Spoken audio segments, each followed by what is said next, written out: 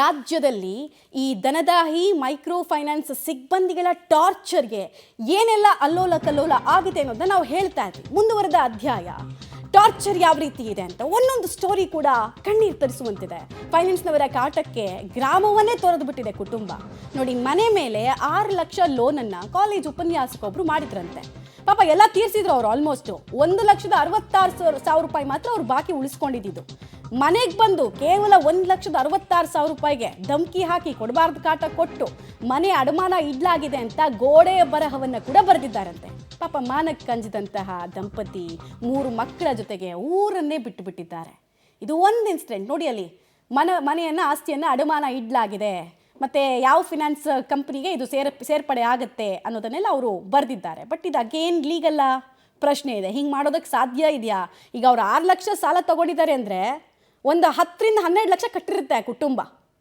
ಸುಮ್ಮನೆ ಅಂತೂ ಇರಲ್ಲ. 12 ಲಕ್ಷ ಕಟ್ಟಿಸ್ಕೊಂಡು ಮನೆನೂ ಕಿತ್ಕೊಂಡು ಇಡೀ ಕುಟುಂಬ ಜಾಗ ಖಾಲಿ ಮಾಡೋ ರೀತಿ ಮಾಡಿದಾರಲ್ಲ, ಇದಕ್ಕೆ ಅಂಕುಶ ಯಾವಾಗ ಅನ್ನೋ ಪ್ರಶ್ನೆಯನ್ನು ಪಬ್ಲಿಕ್ ಟಿವಿ ಕೇಳ್ತಾ ಇದೆ.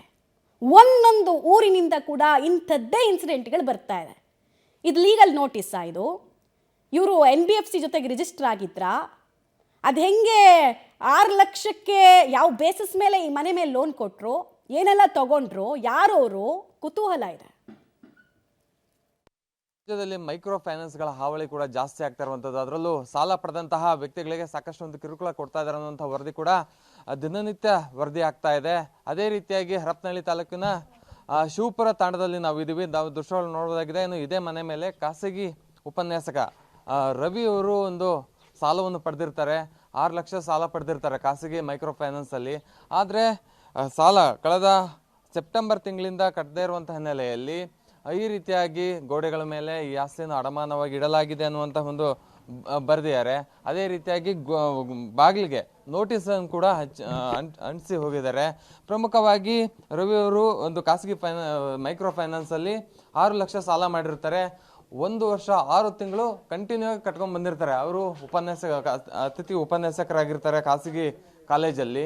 ಅದೇ ರೀತಿಯಾಗಿ ಪ್ರತಿ ತಿಂಗಳು ಕೂಡ 9,170 ರೂಪಾಯಿ ಈ ರೀತಿಯಾಗಿ ಕಂತನ್ನು ಕಟ್ಕೊಂಡು ಬಂದಿದ್ದಾರೆ. ಸೆಪ್ಟೆಂಬರಲ್ಲಿ ಅವ್ರನ್ನ ಕೆಲಸದಿಂದ ಹಾಕಿರುವಂಥ ಹಿನ್ನೆಲೆಯಲ್ಲಿ ಸೆಪ್ಟೆಂಬರು, ಅಕ್ಟೋಬರು, ನವಂಬರು, ಡಿಸೆಂಬರ್ ಈ ತಿಂಗಳು ಅಂದರೆ ಇದು ಜನವರಿಲಿ ಕಟ್ಟದೇ ಇರುವಂಥ ಹಿನ್ನೆಲೆಯಲ್ಲಿ ಅವರು ಬಾಗಿಲು ನೋಟಿಸನ್ನು ಕಳಿಸಿದ್ದಾರೆ. ಮತ್ತು ಬಾಗಿಲು ಕೂಡ ನೋಟಿಸ್ ಹಚ್ಚಿ ಹೋಗಿರುವಂಥ ಹಿನ್ನೆಲೆಯಲ್ಲಿ ಇಡೀ ಕುಟುಂಬವು ಗ್ರಾಮವನ್ನು ತೊರೆದು ಹೋಗಿರುವಂಥದ್ದು. ಇದರಿಂದಾಗಿ ಸಾಕಷ್ಟು ಒಂದು ತೊಂದರೆ ಕೂಡ ಅನುಭವಿಸ್ತಾರೆ. ಒಂದು ಕಿರುಕುಳ ಕೂಡ ಆಗ್ತಾ ಇದೆ ಅನ್ನುವಂಥ ಒಂದು ಆರೋಪವನ್ನು ಕೂಡ ರವಿ ಅವರು ಮಾಡ್ತಾ ಇದ್ದಾರೆ. ಅದೇ ರೀತಿಯಾಗಿ ಗ್ರಾಮಸ್ಥರು ಕೂಡ ಸಾಕಷ್ಟು ಜನರಿದ್ದಾರೆ. ಇಲ್ಲಿ ಮೈಕ್ರೋ ಫೈನಾನ್ಸಲ್ಲಿ ಸಾಲ ಪಡೆದಂತಹ ನಂತರದಲ್ಲಿ ಇಲ್ಲಿ ಗ್ರಾಮದಲ್ಲಿ ಒಂದು ಭಯದ ವಾತಾವರಣ ಕೂಡ ಸೃಷ್ಟಿಯಾಗ್ತಾಯಿದೆ. ಏನಾದರೂ ನಾವು ಮಾಧ್ಯಮಗಳ ಮೂಲಕ ಏನಾದ್ರು ಮಾತಾಡಿದ್ರೆ ನಮಗೂ ಅವರು ಏನಾದ್ರು ಕಿರುಕುಳ ಕೊಡ್ಬೋದು ಅನ್ನುವಂಥ ನಿಟ್ಟಿನಲ್ಲಿ ಯಾರೂ ಕೂಡ ಮಾಧ್ಯಮದಲ್ಲಿ ಮಾತಾಡ್ತಾ ಇಲ್ಲ.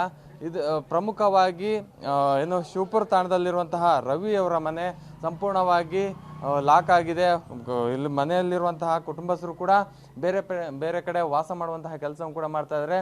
ಅದರಲ್ಲೂ ಮೈಕ್ರೋ ಫೈನಾನ್ಸ್ ಅವರ ಕಾಟದಿಂದಾಗಿ ಕುಟುಂಬಗಳು ಸಾಕಷ್ಟು ಒಂದು ಅಂದರೆ ಅವ್ರ ಕುಟುಂಬದ ಗಂಡ ಹೆಂಡತಿ ಒಂದು ಕಡೆ ಜೀವನ ಮಾಡ್ತಾ ಇದ್ದಾರೆ, ಗಂಡ ಒಂದು ಕಡೆ ಜೀವನ ಮಾಡುವಂತಹ ಪರಿಸ್ಥಿತಿ ಇದೆ.